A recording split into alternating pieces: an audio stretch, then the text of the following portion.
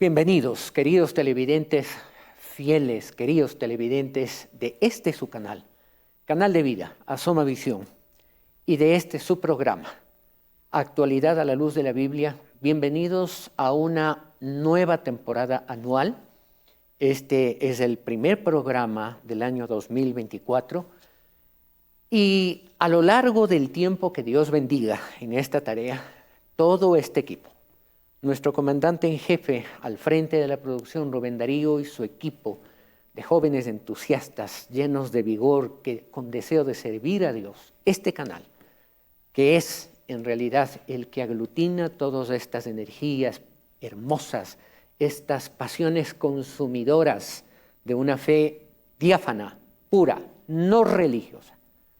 Este canal, este programa, su equipo de trabajo, prometemos, primero al Señor, por supuesto, y a ustedes, queridos televidentes, hacer un trabajo estricto, riguroso, de selección de aspectos dignos de análisis de la realidad nacional e internacional que valen la pena comentarse, pero siempre a través del cristal puro y diáfano. En realidad está muy de moda hacer este signo, ¿verdad? No soy muy experto. A través de este cristal diáfano, puro y transparente, que se llama el corazón de un Dios que nos dio su santa palabra, sus principios, sus valores, para poder pasar a través de ese cristal el análisis de nuestras realidades, saber qué es lo que Dios quiere para todos nosotros en el horizonte, como individuos, como familias, como ciudades, como regiones, como país, saber a dónde vamos, saber cómo tenemos que afrontar los desafíos que desde luego se vienen en este año 2024 y con una contundencia que muy poca gente la está viendo, muy poca gente lo está imaginando, muy poca gente la quiere ver tampoco. Por lo tanto, al tener lo que la Biblia dice, sin profecía, sin visión, la palabra profecía aplicada como una visión, como un entendimiento inteligente de las cosas que nos rodean. Sin visión, el pueblo se desenfrena, que es lo que está pasando en Ecuador y en el mundo.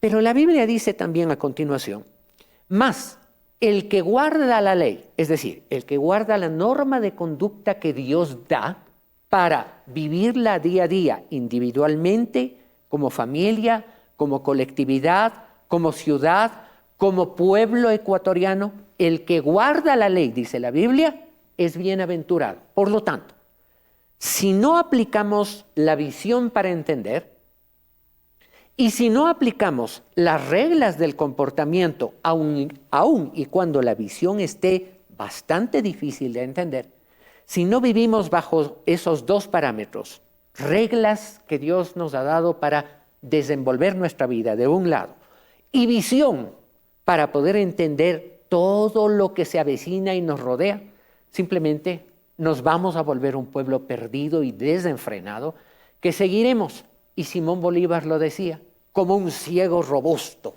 que confiado en el poderoso instinto de sus fuerzas. Estoy repitiendo palabras de Simón Bolívar hace algunos siglos. 1819, discurso, Congreso de Angostura. Y Simón Bolívar decía, igual que un ciego robusto, fuerte, enérgico, que confiado en el instinto de sus fuerzas, pero ciego al fin, va dando tumbo, golpe tras golpe, hasta que cae.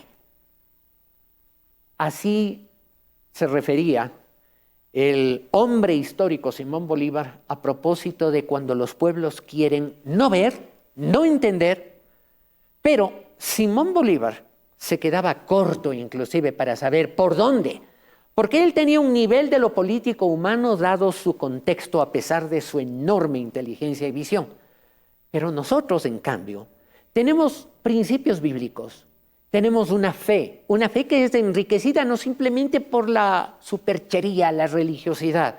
Nosotros tenemos un libro maravilloso, lleno de enseñanzas de vida, llamada la Biblia, y por eso este programa se llama Análisis de Actualidad a la luz de la Biblia, no a la luz del criterio de este o de cualquier otra persona.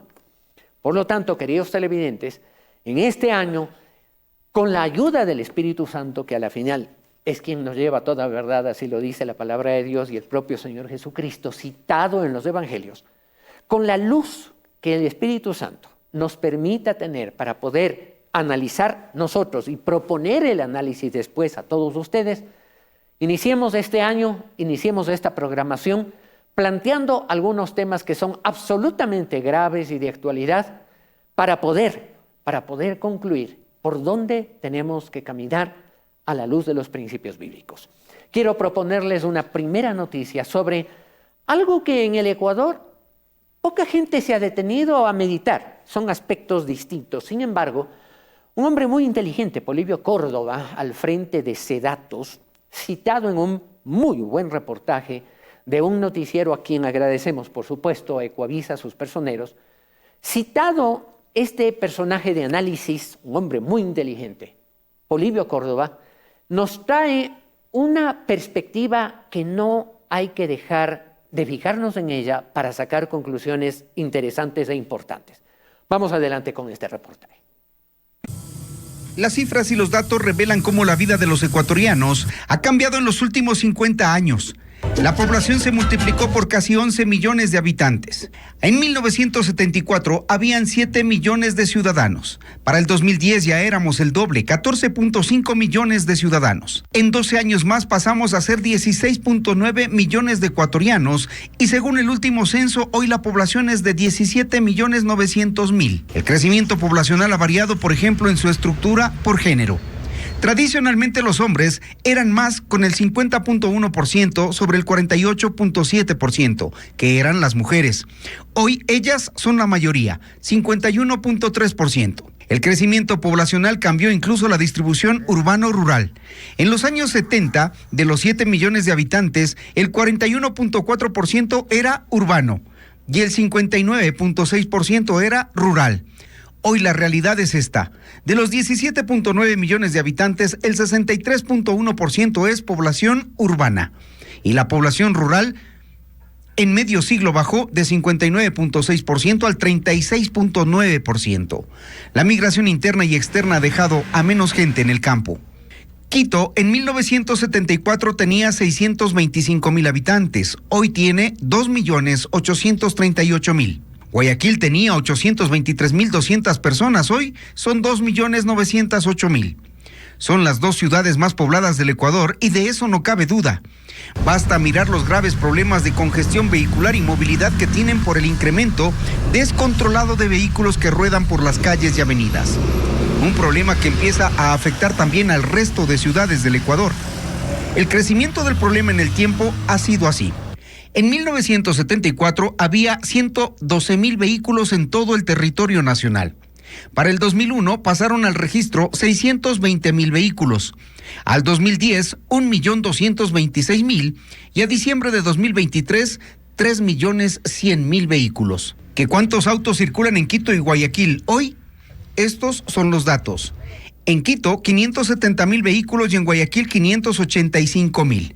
En las dos ciudades circulan 1.150.000 vehículos diariamente y no es raro ver autos que mueven a una o dos personas en su mayoría. A esto se suma la indisciplina y el caos de buses, taxis y motocicletas que terminan agravando el problema de movilidad. Esa gravedad también se mide en datos y cifras. Hasta hace una década, los tiempos de traslado en las ciudades más grandes, desde los hogares hasta las oficinas, eran de entre 30 a 40 minutos. Hoy toman entre 1 y 3 horas. Es la realidad del Ecuador, según Sedatos. Qué importante el que, con la perspectiva del tiempo, porque tenemos datos de 1970, de 1980, del inicio de los años 2000 y hasta la actualidad, tanto de censo como de composición de población, que nos llaman la atención. Porque otrora, estamos hablando de los 70s, 80s, la mayor parte de la población se ubicaba en el campo. Una parte de la población minoritaria, aunque no tan distante las cantidades, en las ciudades. El tema ha cambiado. Se ha cambiado absolutamente. La mayor parte de la población está en los centros urbanos y menos ahora en los sectores rurales, en donde, aunque el reportaje no lo dice, también está concentrado la mayor parte de la población por bajo del límite de la pobreza. Y la mayor parte, ciertamente, de los límites de extrema pobreza. Estos datos nos llevan a darnos cuenta que en el Ecuador, a lo largo de como 20, 30 años, hemos experimentado cambios que en cuanto a cifras es muy importante, pero también en cuanto a ciertos aspectos como aquel que el reportaje señalaba, que antes, hablamos de la década de los 70s, 80s, la mayor parte de la población eran los hombres, con aproximadamente un 60%, y mujeres un 40%. Hoy es exactamente al revés. La mayor cantidad de la población son mujeres y no los hombres. Todos esos datos nos llevan a darnos cuenta que a lo largo de 20 a 30 años, la población ecuatoriana ha experimentado cambios que no solamente reflejan números, reflejan condiciones. Porque al aumentar la población femenina, obviamente también aumentan ciertos parámetros de exigencia respecto de esa población. Por ejemplo, atención materna. Por ejemplo, acceso a fuentes de trabajo en la mayor posibilidad de igualdad de condiciones para las mujeres como en los hombres. En la composición y el funcionamiento estructural de la familia también, es decir, frente a un parámetro en donde el hombre no puede aportar por sí solo, en términos generales, con su trabajo, no puede aportar el nivel económico necesario para el buen funcionamiento de la familia. Esto ha obligado que cada lustro, cada decenio que ha ido decurriendo desde los años 70, haya una mayor presión de la mujer por trabajar para complementar el ingreso familiar, pero también la consecuencia de eso es que hay más hijos que no tienen cerca a uno o dos de sus padres durante periodos de tiempo que en el día pueden ser muy prolongados, lo cual les expone a un desarrollo solo por su propio criterio y por su propia iniciativa, o en muchos casos a un descuido, que es el espacio que el mal utiliza para llevar a esos jóvenes, niños y adolescentes por malos caminos. Ahí está la explicación del caldo de cultivo de lo que hoy es la inseguridad en el Ecuador y la integración enorme de jóvenes y adolescentes a las bandas y al delito. ¿Se dan ustedes cuenta cómo es necesario reflejar, meditar sobre esos datos? Pero analicemos otro que a mí me llama la atención profundamente, y lo digo a la luz de algo que yo lo comentaba poco antes de iniciar el programa, lo comentaba con producción, y les decía que a mí en lo personal me llama la atención algo. Y voy a utilizar una frase que la estuve masticando para mi propio consumo, para mis adentros en estos días. Y particularmente a propósito del tan conocido fenómeno de celebraciones de fin de año, 31 de diciembre. Viendo tal cantidad de uso de fuegos de artificio en las celebraciones, fuegos de artificio que no son baratos, son caros, valen mucho dinero. Yo decía para mis adentros, y si en lugar de haber gastado tantos miles de dólares en fuegos artificiales, que usted los prende, suben, revientan y se acabó. Literalmente la plata se hizo humo, ¿verdad? Literalmente. Y si en lugar de haber gastado tantas decenas de miles de dólares en fuegos artificiales, hubiéramos tenido la iniciativa en los barrios de hacer una reunión barrial para agradecer a Dios, agradecer a los vecinos por la cordialidad, el modo de vida solidario, fraterno, afectuoso que tuvimos en el año pasado, y prometernos hacer mejores esfuerzos en el año que está entrando para redoblar esa amistad, esa solidaridad, esa preocupación de unos por otros. Y en lugar de gastar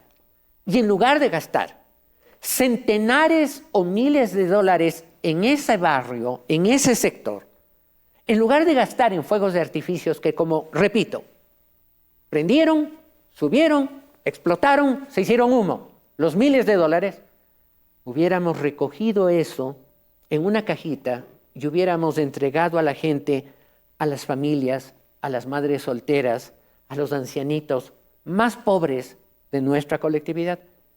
Hubiéramos hecho un cambio, hubiéramos hecho verdaderamente un feliz año nuevo y un principio de cambio verdadero en la colectividad ecuatoriana. Porque ¿saben qué? Déjenme hacerles con franqueza una pregunta.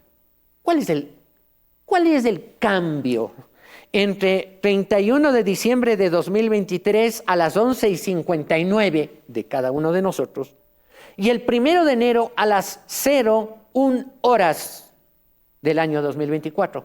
¿Cuál es la diferencia? ¿Un calendario? ¿Mentalidad? ¿Objetividad en que el sol pasó un minuto o la luna pasó un minuto más de un lado a otro? Pero, ¿qué refleja todo eso de positivo para nosotros? No, sí, claro, las buenas intenciones, feliz año nuevo. Algunas personas con quienes yo mantengo continuamente contacto a través de mensajería, yo les decía que yo no voy, y lo hice, no voy a desear feliz año nuevo a todo el mundo. No. Para eso hemos trabajado durante todo el año pasado enviando todos los días mensajes con extractos bíblicos y meditaciones cortas para que eso vaya interiorizándose en el corazón de las personas, sean o no creyentes, cristianos, militantes o no, como algunos de nosotros, para que esa palabra se haga viva, para que haya la oportunidad de una reflexión y para que esa semilla puesta todos los días, regada todos los días, fructifique en el año 2024 que está comenzando y fructifique para toda la vida como un árbol grande que todos los años, todas las temporadas y a lo largo del tiempo da fruto.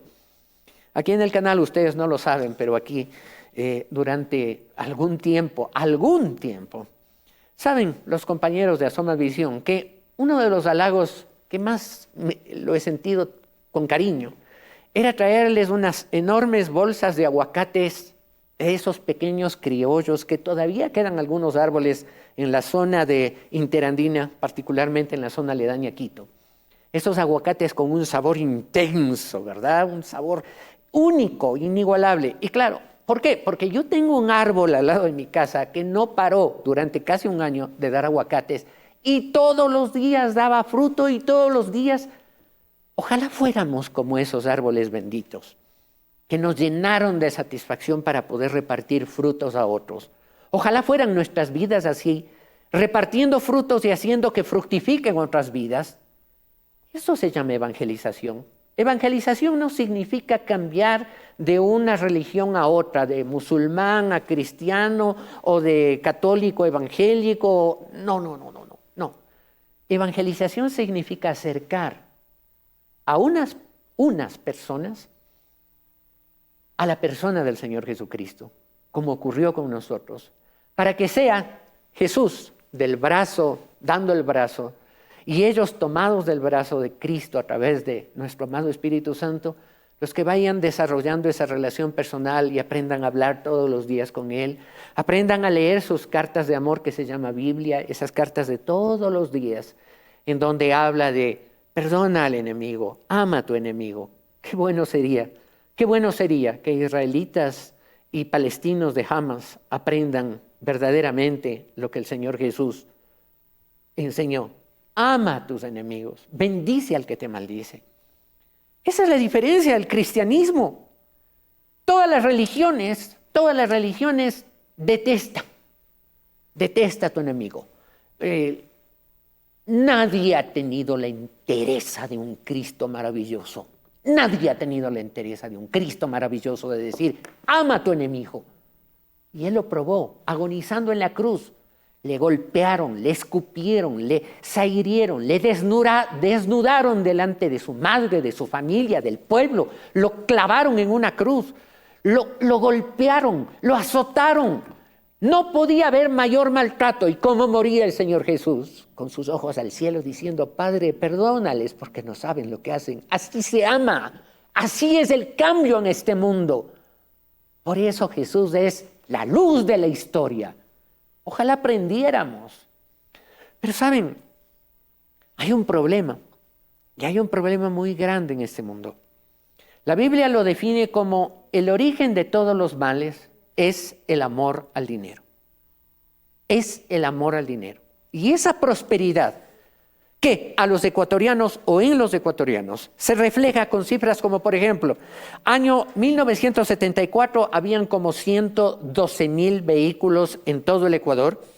Año 2001 la cifra subió 6 veces más, prácticamente 620,000 vehículos. Año 2010 la cifra se duplicó, 1,226,000, y año 2022-23, 3,100,000 vehículos. Yo me hago una pregunta.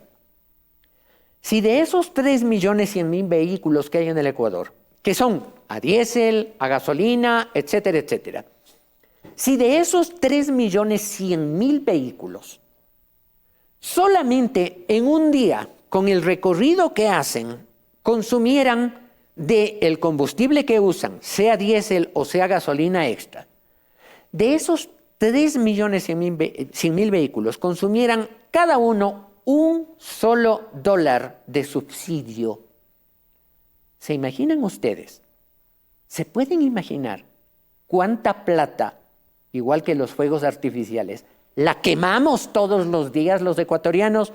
Serían $3,100,000 diarios, que en lugar de ir a los hospitales donde no hay medicinas, que en lugar de ir al repago de las deudas de la Seguridad Social, donde no hay liquidez, y ya en el Instituto de Seguridad Social de la Policía Nacional tuvieron dificultades para pagar a tiempo las pensiones de los jubilados del mes de noviembre. Si fueran a otros lugares, por ejemplo, si en lugar de quemar esos $3,100,000 diarios con un solo dólar, es decir, un solo galón utilizan al día todos esos vehículos, si en lugar de quemar el dinero de esa manera, quitando los subsidios improcedentes y los entregáramos, por ejemplo, a los consejos provinciales, no hubiéramos tenido huelgas en provincias como Manabí, como El Oro y en otras también, porque las instituciones no tuvieron la liquidez suficiente para pagar los sueldos a tiempo a fin de año. ¿Se dan cuenta, queridos amigos, cómo estas cifras nos transmiten conceptos que hay que saberlos masticar, entender, para saber que no estamos viviendo cualquier cosa en el Ecuador y que vamos a tener que aceptar que se vienen cambios y son muy importantes? Por ejemplo, ¿qué tal si revisamos una noticia que a mí me ha conmovido mucho? Como canal cristiano y como cristiano, a mí me ha conmovido profundamente, y es una noticia que nos viene por cortesía de Coavisa, a propósito de este caso horroroso que fue descubierto por la valentía de quien, algunos le han dicho, instituciones muy serias han declarado a Diana Salazar, la fiscal general del Ecuador, merecidamente como el personaje del año. El caso Metástasis. Vean ustedes algo que cuando uno revisa bien todas las noticias que van saliendo, vean ustedes lo que vamos a encontrar a propósito de los diálogos entre dos delincuentes en la cárcel. A ver, no es que estaban con una reja de por medio hablando de celda a celda. No. El uno estaba detenido en la cárcel 4 de Quito, no sé por qué, cárcel 4. No era exministro, no era exautoridad, no era expolicía, no era ex militar de alto rango, no sé por qué. Él sí fue a la cárcel 4. Los 7 que mataron en la penitenciaría del Litoral, los 7 que mataron a Fernando Villavicencio, por peligrosidad o por estrategia los mandaron a la penitenciaría del Litoral para que los maten fácil, ¿verdad? Pero este individuo estaba en la cárcel 4. ¿Por qué? No lo sabemos. Seguramente había muchas buenas razones para ponerlo allí. Pero en todo caso, desde la cárcel 4 de Quito, el 1, y desde la cárcel de La Tacunga, de máxima seguridad, el otro, con sus dispositivos dialogaban amenamente, pidiéndose favores y conversando de cosas como las que vemos en este importantísimo reportaje. Adelante, cortesía de Coavisa. Con el narcotraficante Leandro Norero, alias El Patrón, según los chats publicados por la Fiscalía, no solo conversaban funcionarios judiciales, Bonilla, alias Bellito, se hacían favores, mientras ambos estaban en prisión. Norero, por ejemplo, le conseguía las armas que Salcedo decía necesitar para su seguridad. Ñaño, ¿tu empresa tiene MP5? Sí, tengo subametralladora. Pepa, Ñaño, ¿cuánto las vendes, Ñaño? Quiero comprar 2, con unas 5 Glock, Ñaño, nada más. En respuesta a ese requerimiento, Norero le envió estas imágenes. Ja, ja, ja, ja. Me haces quedar como la Ñaño. Ja, ja, ja. Lo que más tengo son juguetes. Ja, ja, ja. Así veo. Ja, ja, ja. Ya pues, Ñaño, es por mi seguridad nomás, Ñaño. 2 MP5 y unas 5 Glock. Salcedo, en cambio, le daba ideas de cómo y dónde invertir. ¿Con cuánto uno puede empezar a invertir? Lo que tú quieras, Ñaño. Y piensa, lo de los espacios, Ñaño, tendrías todo. Y yo tengo quien te los puede vender y no das hasta que el gerente esté sentado, Ñaño. Solo te la dejo ahí. De una, Ñaño, le vamos a dar mente. Sí, Ñaño. Petro, Cenel, Selec, OIES. Solo en esos hay billete. Mete mi compañía de seguridad. Quiero darle plus, porque quiero participar en el puerto. Incluso reflexionaban sobre cómo era su vida antes de entrar al mundo delictivo. Ñaño, yo llegué a ministrar y sanar personas por medio del Espíritu Santo. Mi vida es un gran testimonio. El dinero te cambió, lo mismo que me pasó. Ñaño, fue el dinero. Yo vengo de abajo. Actualmente, Daniel Salcedo es uno de los prófugos del caso Metástasis. Ñaño, Ñaño, Ñaño y Ñaño. Se supone que en las cárceles no pueden haber dispositivos de comunicación, porque así como estos dialogaban tan coloquialmente, tan fraternamente de ñaño a ñaño, también hay otros que con los mismos dispositivos que libremente los tenían en la cárcel y pasaban quién sabe cómo, algunos, como dicen los jóvenes, se hacían los locos y dejaban pasar armas, balas, granadas, laptops, tenían piscinas, tenían tilapias, tenían patos, tenían animales dentro de la cárcel y nadie se dio cuenta. Ahora sabemos por qué, pues, ¿no? Diana Salazar y su equipo de valientes tuvo la entereza de sacar a la luz estas revelaciones. Y estas revelaciones nos muestran cómo, pásame armas, necesito armas para mi seguridad, de cárcel a cárcel. Y nadie se dio cuenta. ¿Saben cuántos dispositivos tenía uno de los individuos que dialogaba así? ¿Cuántos teléfonos celulares cuando murió descubrieron en su celda? Unos dicen que 11, esa es cifra mínima fija, y otros dicen que 15. Por eso es que la Fiscalía y su equipo ha demorado casi 1 año y más para poder sacar y extraer todos los diálogos de tantos teléfonos, y dicen que todavía falta muchísimo, pues. Pero queridos amigos, esa es la realidad del país. Perdónenme decirlo de esta manera. Ciudadanos que con el uniforme de guardias de las cárceles regresaban a ver para otra parte mientras las armas pasaban por allí, mientras los teléfonos celulares. Autoridades de las cárceles, que ahora sabemos que eran los directores generales de las cárceles en el Ecuador, y tenían contacto con los narcos, y recibían dinero y favores de los narcos. Y eso de uno. ¿Cuántos más seguirán recibiendo y cuántos narcos seguirán pasando dinero? De los que todavía no sabemos. Es terrible. Es terrible. Y si vieron en el diálogo cómo un narco le dice al otro delincuente, ¿y qué hay que hacer pues para poder meter mi empresa de seguridad en las aduanas? Primero tenía una empresa de seguridad. ¿Saben qué implica eso? Que sus narquitos, o sea, sus empleaditos, narcos, disfrazados como empresas de seguridad, sacaban permisos de porte de armas. Y los narcos tenían permiso de porte de armas porque se supone que eran empresas de seguridad, número 1. Número 2, querían entrar en las aduanas para que, igual, los seguridad de las aduanas, cuando pasen la droga para entrar al puerto, para que salgan exportadas, igual los de la seguridad regresaban a ver para otra parte, saludaban al pajarito mientras la droga pasaba por el otro lado. Eso también querían, por supuesto. Y el otro le dice, yo tengo quién. ¿Y saben a qué se refiere con ese diálogo?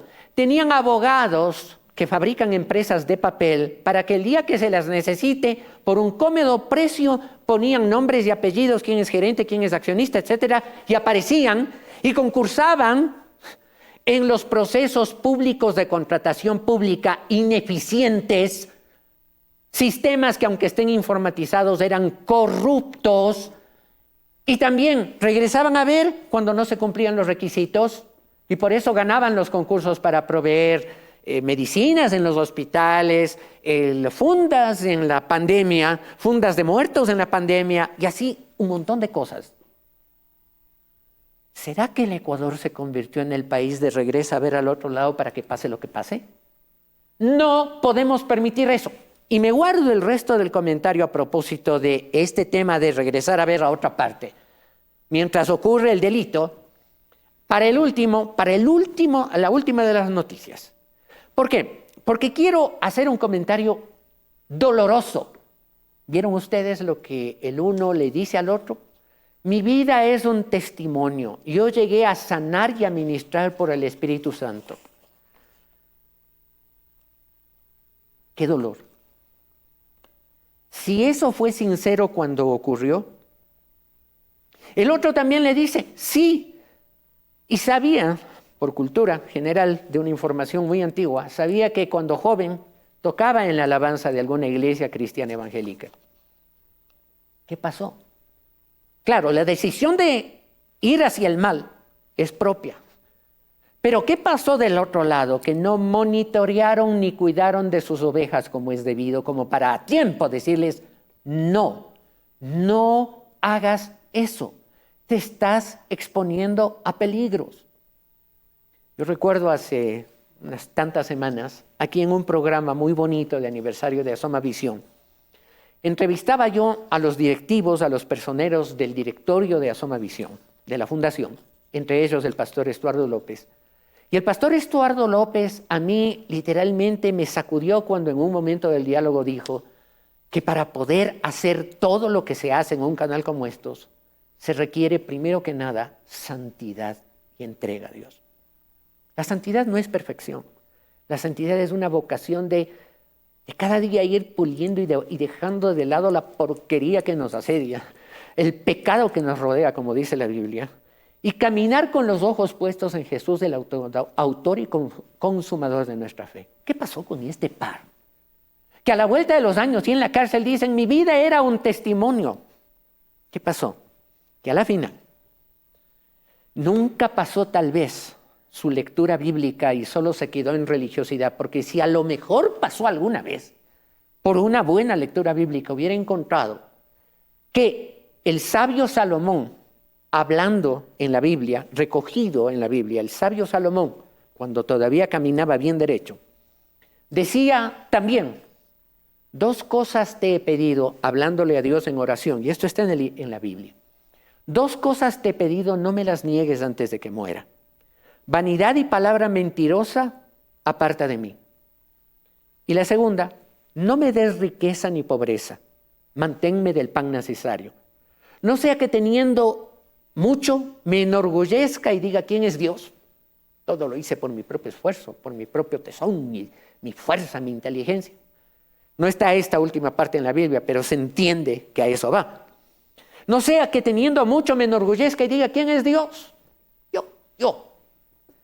O que teniendo poco, dice Salomón, o que teniendo poco, hurte y blasfeme tu santo nombre. Estos nunca pasaron por allí. Ministraban y sanaban, según dicen, por el Espíritu Santo, pero estoy seguro que no pasó de un emocionalismo inútil, como ocurre lamentablemente muchas veces.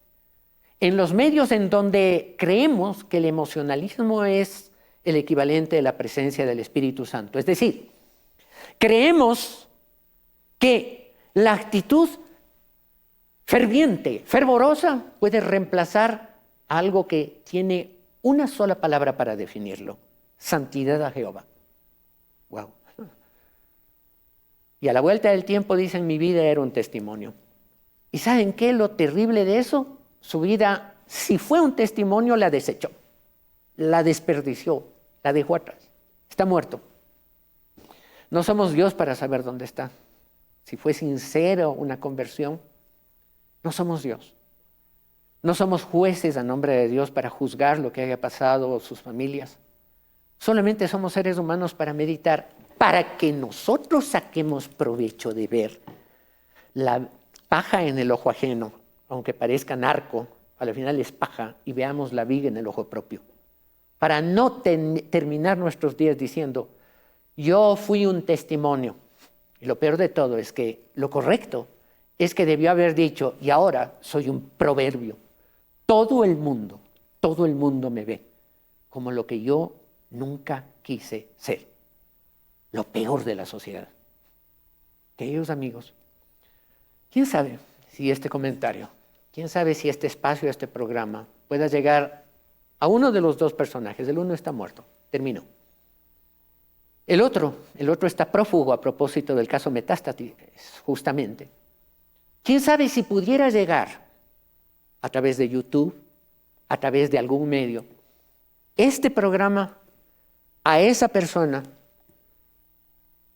y que pudiera escuchar estas palabras? Todavía estás a tiempo. Arrepiéntate. Dios se encanta. Dios tiene una pasión, ya que entregó la vida de su Hijo Jesús para su perdón, señor Salcedo, para mi perdón, señor Larco, y para el perdón de todos aquellos que vienen arrepentidos a sus pies. A Dios le encanta, a todo aquel que se arrepiente, hacer misericordia.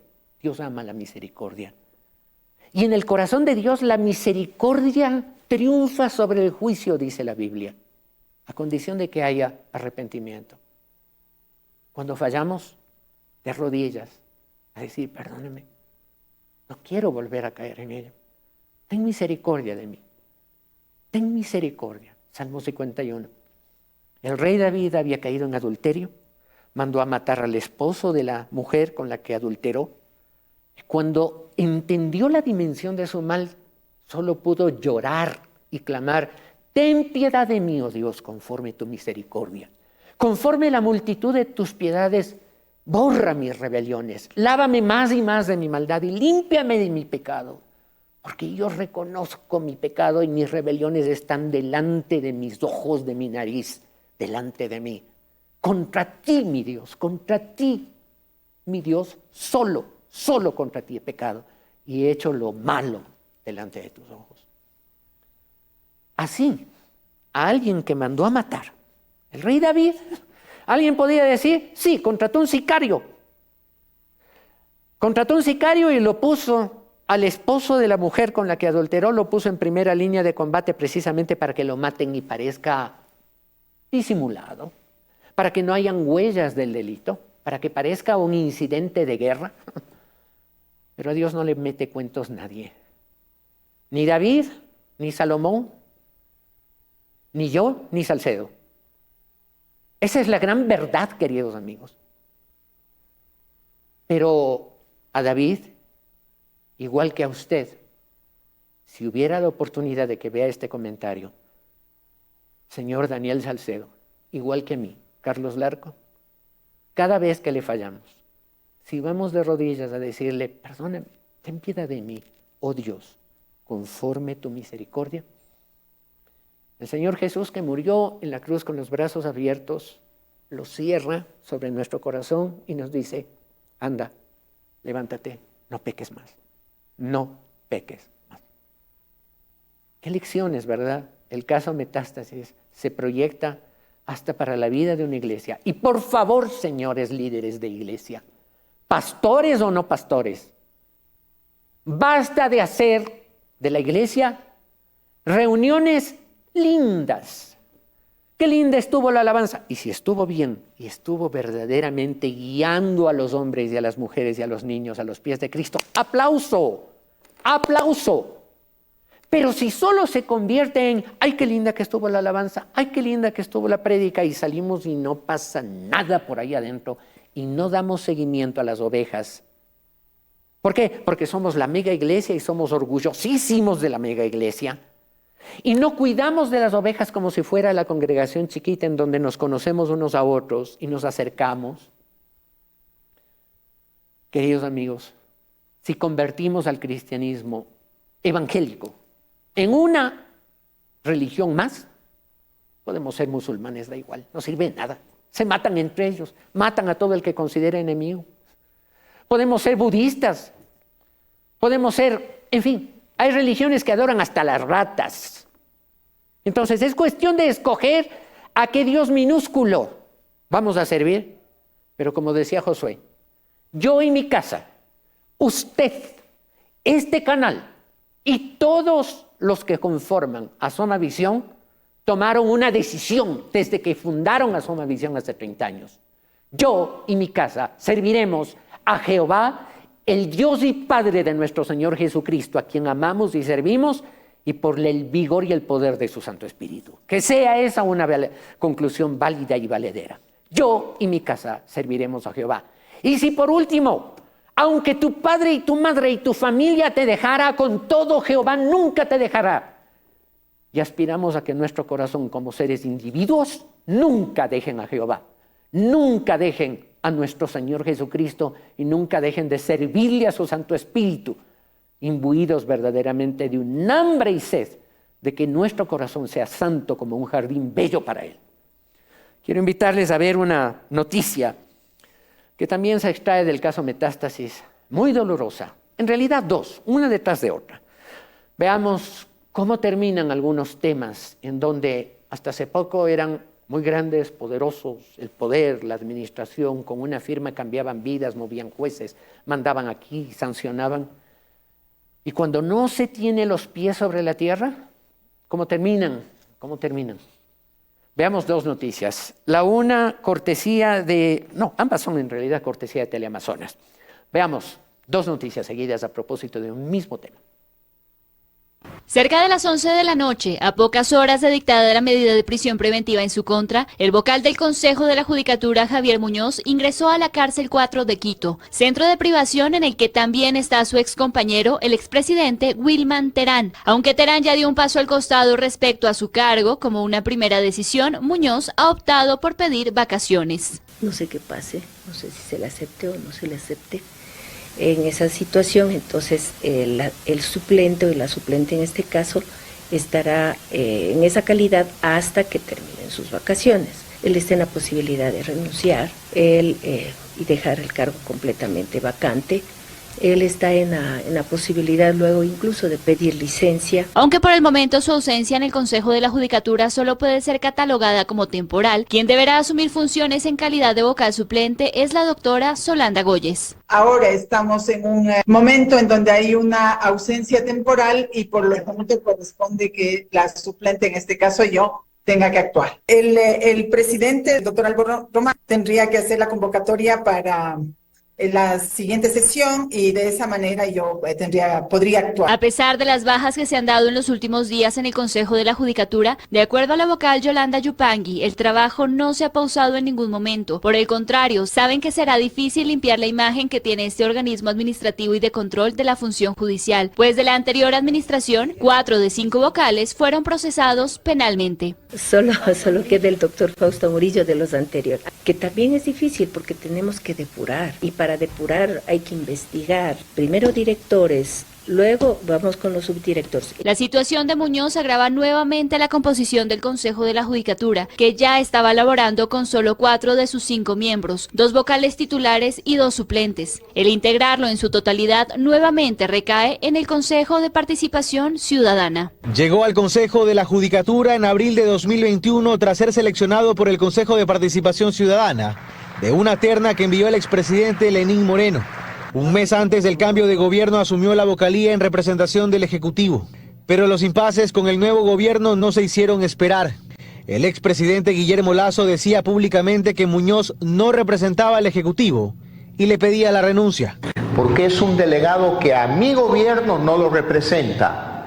Fue nombrado en el gobierno anterior y de él se escuchan muchas cosas.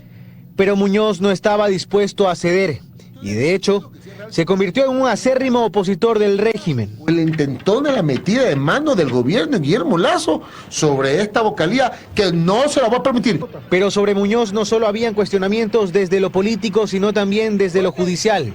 En mayo de 2023, Fiscalía confirmó que estaba tras el vocal de la Judicatura por un presunto lavado de activos. En octubre, Muñoz confirmaba que Estados Unidos le retiró la visa.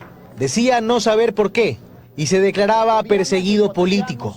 Ante la notificación respecto a la revocatoria de mi visa, he solicitado de manera formal y respetuosa a la Embajada de los Estados Unidos que se amplíe la información en relación a las causales. La fiscal general me acusa de lavado de activos. Probablemente estas falsas imputaciones hayan incidido negativamente en la opinión y del buen juicio de la Embajada de los Estados Unidos en nuestro país. Al frente del Consejo de la Judicatura, Wilman Terán encontró en Muñoz un aliado. Y en 3 ocasiones, con apenas 2 votos de 5 contra las matemáticas, inventaron una mayoría que decidió extender el periodo de 6 jueces de la Corte Nacional de Justicia, suspender y luego destituir al juez de esa corte, Walter Macías. Esta última decisión se tomó en una sesión a la que Muñoz asistió de forma virtual. Se lo señaló por hacerlo en presunto estado etílico. Muñoz, sin embargo, se desmarcó de los cuestionamientos, asegurando que en esa sesión estaba bajo los efectos de la anestesia por una intervención dental. La destitución del juez Macías motivó una investigación de Fiscalía por obstrucción de la justicia, por la que se le ha dictado prisión preventiva. Muñoz, quien la tarde de este jueves fue detenido en San Borondón, permanecerá en prisión junto a Wilman Terán, procesado en este y en el caso Metástasis. Wow. No queremos hacer leña del árbol caído de nadie. Somos, por definición, un canal cristiano que exhorta a que el justo eleve aún más su corazón y el que está caído, el que anda en caminos no correctos, pueda cambiar su conducta y pueda reconciliar su vida con Dios, con nuestro Dios, en la persona de nuestro Señor Jesucristo. Sin embargo, de los hechos sacamos enseñanzas para todos nosotros. No salió en este reportaje, pero yo sí pude ver en alguno otro, que cuando el entonces presidente de la República, Guillermo Lasso, expresó lo que ustedes sí vieron en este reportaje, expresó respecto de que ese vocal del Consejo de la Judicatura no representaba a la función ejecutiva que él, el presidente en ese momento, él tenía a cargo. La respuesta de ese vocal fue altanera, verdaderamente altanera, cuando le dijo, bueno, usted tampoco me representa a mí como presidente de la República. Uniendo un poco las noticias anteriores con esta, creo que es importante citar algo que es muy, muy revelador a la luz de la palabra de Dios, y la vamos a aplicar también para otra noticia, cuando en el libro de Proverbios, capítulo 1, versículo 32, la Biblia hablando dice, porque el desvío de los ignorantes los matará y la prosperidad de los necios los echará a perder. El desvío de los ignorantes. No se dan cuenta, y muchas veces los seres humanos nos obnubilamos, perdemos la noción de la realidad. No nos damos cuenta de la coyuntura que tenemos en ese instante, y cuando existe un poco de vanidad y palabra mentirosa de por medio, que es lo que el sabio Salomón pedía a Dios que se la quite, vanidad y palabra mentirosa, que no les dé pobreza ni riqueza tampoco, vanidad y palabra mentirosa. Y cuando el ejercicio del poder público no está verdaderamente en la búsqueda de las causas nobles, cuando se nombra a un funcionario, personero o directivo público para servir al pueblo, no toma la bandería de servicio, sino que comienza a transformar su puesto como una especie de altar a donde todo el mundo tiene que venir a rendirle pleitesía. Y pasa con presidentes de la República, Yo todavía tengo la imagen y no me la voy a olvidar de un expresidente que cuando llegó horas después al lugar del terremoto que ocurrió en Manabí en el año 2016, una señora desesperada se acerca y le dice: por Dios, denos ayuda urgente, por Dios, urgente ayuda. En lugar de tener el cariño y la paciencia y la comprensión suficiente para decir: mi señora, estamos haciendo todo lo posible para que llegue pronto, ya estamos en eso, quédese tranquilita. No. La respuesta fue: señora, y si me sigue molestando, pido a la policía que se la lleve. El ídolo. ¿Y saben algo de las idolatrías? Para quienes han leído el libro de Daniel, saben que todos los ídolos, por grandes y fastuosos, que cabeza de oro, que, en fin, todos los ídolos, no importa si cabeza o corona o lo que sea de oro y de piedras preciosas, todos los ídolos tienen pies de barro. Y se rompe fácil, y se caen fácil. Y vean ustedes cómo estas cosas aparecen en eventos como estos. Igual mi invocación. Si es que este personaje o el que fue presidente del Consejo de la Judicatura, no importa, o el detenido más humilde de cualquiera de las cárceles del país, o la persona que está fallando a su hogar, su familia, etc., tienen un momento para cerrar los ojos y decir: perdóname, Dios mío, perdóname, Señor Jesús, me equivoqué. Dame la oportunidad de rectificar y de vivir como tú quieres, para ti como tú quieres, por ti como tú quieres, y de componer en la medida de lo posible todo el mal que yo haya hecho. Qué hermoso sería que esa persona, a la vuelta del tiempo, sea verdaderamente un verdadero testimonio, perdón la cacofonía, sea verdaderamente un real testimonio, y no como el narco que decía: mi vida es de testimonio porque yo sanaba por el Espíritu Santo, pero miren cómo terminó. Ordenando matar, sobornar, corromper, traficar con drogas, hacer todo lo necesario para negar el que a lo mejor y verdaderamente cuando era joven, un día pudo tocar por breves momentos la presencia del Espíritu Santo. Es triste, pero esa es la realidad del país. Quiero que analicemos en el poco tiempo que nos queda dos noticias que son necesarias de escuchar. Sí. Bueno, me dice producción que estamos con el tiempo bien apretado. Vamos con una noticia: el drama de los migrantes en el Ecuador. Ya la abordamos en una ocasión pasada, pero veamos la continuidad de esto, que es muy doloroso, muy importante. Adelante. Buenas noches, y antes de que finalice este 2023, las autoridades ecuatorianas en Estados Unidos han dicho que prácticamente Italia y España fueron desplazados como uno de los principales polos de migración para los ecuatorianos. Estados Unidos se ha convertido en ese punto principal al que miles de compatriotas esperan llegar en medio de esta crisis migratoria, envuelta de la inseguridad y también de la mala economía en que se encuentra el país. Aquí los detalles en el siguiente reportaje. Esta es la sala de espera del consulado ecuatoriano en Nueva York. Todos los días tiene un lleno total debido a que los nuevos migrantes que no tienen documentos llegan a solicitar la identificación consular, que les permite realizar diversos trámites y hasta inscribir a sus hijos en escuelas. Muchas veces llegan compatriotas que no tienen cédula, no tienen pasaporte.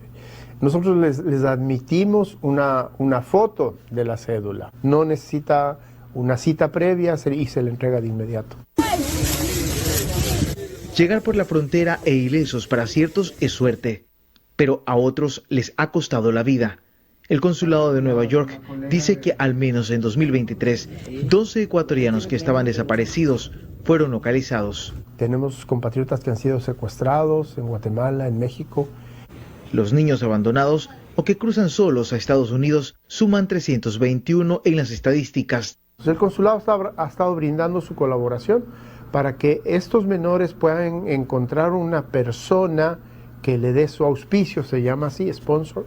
Con la crisis migratoria también se ha incrementado la atención consular en Nueva York, el nuevo polo de la migración para ecuatorianos. En 2023 se emitieron más de 30,000 pasaportes. Pero las cifras nos están demostrando que la gestión de los consulados en Nueva York y Nueva Jersey superan con creces ahora la actividad de nuestros consulados en España. Así como llegan, hay otros que no se acostumbran a las difíciles condiciones de la migración y deciden retornar por voluntad propia.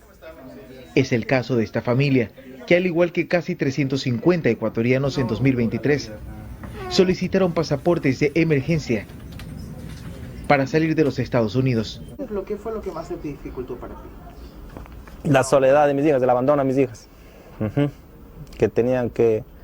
Te cuento así, ¿no? Que mi hija, ya la señora donde vivía, como ella vino pequeñita, le decía mamá a la señora, al esposo, papá, o sea, todo eso no, o sea, y yo les iba a perder a mis hijas de aquí, no ese ritmo de vida que tenía en Ecuador, o sea, no. La diferencia en este caso es que esta familia regresa a emprender con el fruto de este sacrificio. Hay situaciones de personas que se han suicidado en los albergues por justamente no encontrar trabajo, estabilidad, fuentes de ingreso, incluso para cubrir las deudas que adquieren en el Ecuador. Según las autoridades en Nueva York, alrededor de 19.000 ecuatorianos se encuentran albergados en los diferentes refugios para inmigrantes. Pero las cosas no son tan sencillas cuando los tiempos de estadía cada vez más son menos. Hasta aquí con nuestro informe desde los Estados Unidos. Continuamos con más en 24 horas. Suicidios, depresión, abandono de la familia que se quedó con deudas además en el Ecuador, o abandono de los hijos a pesar de que lograron llegar supuestamente al país de sus sueños con ellos de la mano. Abandono de los hijos que pierden contacto porque los otros tienen que salir a buscar desesperadamente en las calles. Peor allá de lo que estaban pasando aquí en el Ecuador. Realmente es terrible, terrible. El salir simplemente porque se le metió entre ceja y ceja la idea de que allá todo va a ser un sueño. Y no es así. ¿Escucharon al cónsul del Ecuador en los Estados Unidos en Nueva York? Hay otros cónsules que a mí me han contado que prácticamente ellos tienen una especie de diezmo de su sueldo, ¿no? Diezmo en el estilo cristiano. Separan una cantidad de su sueldo porque tarde o temprano va a llegar algún ecuatoriano desesperado a Guatemala, a México, a lo que sea. Va a llegar desesperado, sin un solo centavo para poder poner, aunque sea un bocado de comida. No quiero hacer más comentario.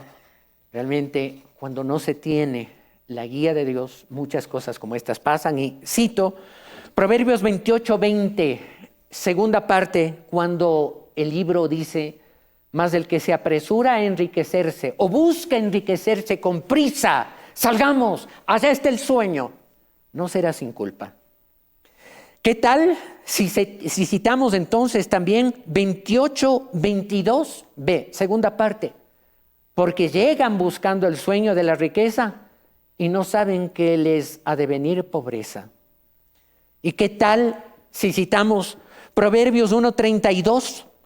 Porque el desvío de los ignorantes los matará y la prosperidad que buscan, a veces como necios, los echará a perder familiarmente, personalmente. Y cerramos con una luz de esperanza, porque la Biblia es eso, esperanza.